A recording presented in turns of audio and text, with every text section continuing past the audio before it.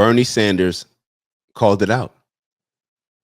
And this is something that we're seeing so much. This is what the Democrats have to do because they don't have any foundational principles and values. They always have to try to move from this group, that group, to convince them like, hey, you're victims, but we can be your heroes. Oh no, we're victims. You're victims. We can be your heroes. Yo, you're victims. We can be your heroes.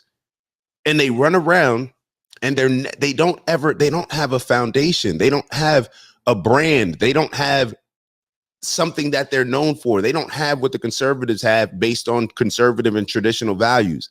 The Democrats are always trying to sell us on this ideal way of living. So therefore they continue to push, because every year they have to get more and more extreme to convince us why, if we don't vote for them, we'll be in chains and shackles. And by them continuing to keep pushing, they're losing people along the way. It's like, yo, you had me up until this point, but now like you're bugging. Where are you going here? We're not understanding what is going on. What type of culture are you trying to turn the world into? It's becoming scary in a lot of ways. What type of world are you trying to turn America into? And now we're seeing all the infighting. We're seeing from Bernie calling people out to, I believe there was one with Simone Sanders.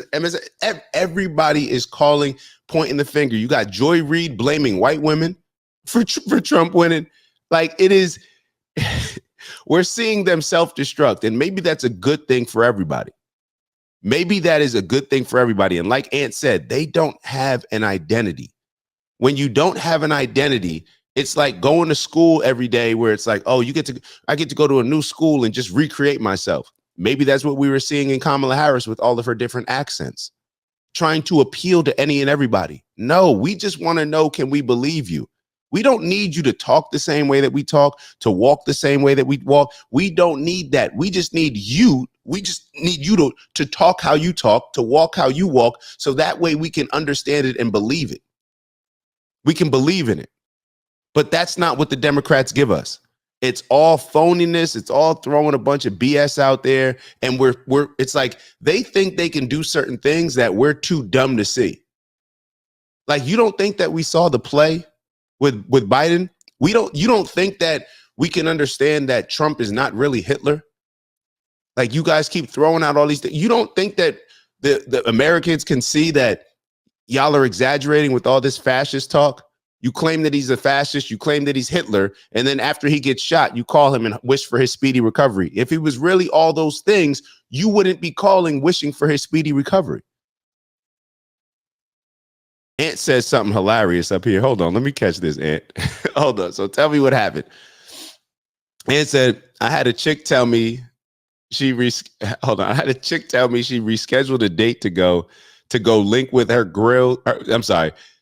to go link with her girls and decompress. Women are crying everywhere, laughing my ass off. Yo, and men are condoning it and doing the same. I'm seeing men who lead other men. I'm seeing men in every single aspect that have great influences talking about how depressed they are, how sad they are, how they're in a rage. And I'm like, yo, what?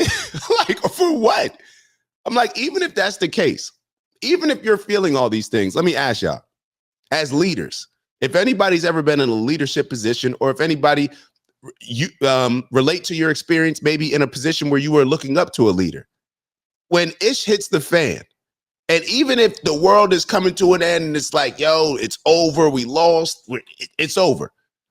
What do you expect from that leader?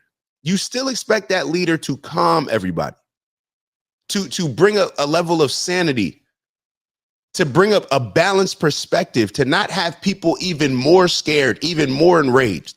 But what are we seeing now from the leaders in our community on a local level, all the way to a popular celebrity level? These men are losing their I'm trying not to curse here. I'm trying not to say exactly how I feel, but these men have completely lost it. They completely lost it. They're adding more fear. They're adding more fuel to the fire. They're making people more scared. Like, you're supposed to calm people. You're supposed to be the protector. And now you're the worrier. You're the overly emotional, overly stimulated, like dude that is just doing too much. Take 24 hours. Y'all jumped on social media to everybody wanted to say how they felt so they can appear like a hero because they probably got a whole bunch of women in their life complaining. So now they feel like, oh, I got to say something. I have to say something. Instead of keeping it real with those women and telling those women exactly why Trump won, because y'all been finessing and lying for the last 2-3 years, even longer than that, maybe even going back because y'all were telling y'all women, oh, well, Trump said grab him by the pee. Oh my God, that's so terrible for a man to speak that way. What men speak that way? Because y'all were being phony and not keeping it real with your ladies. Now your ladies are mad at you. They're mad at you and all your friends that, did you vote for Trump? Who did you vote? Oh, no.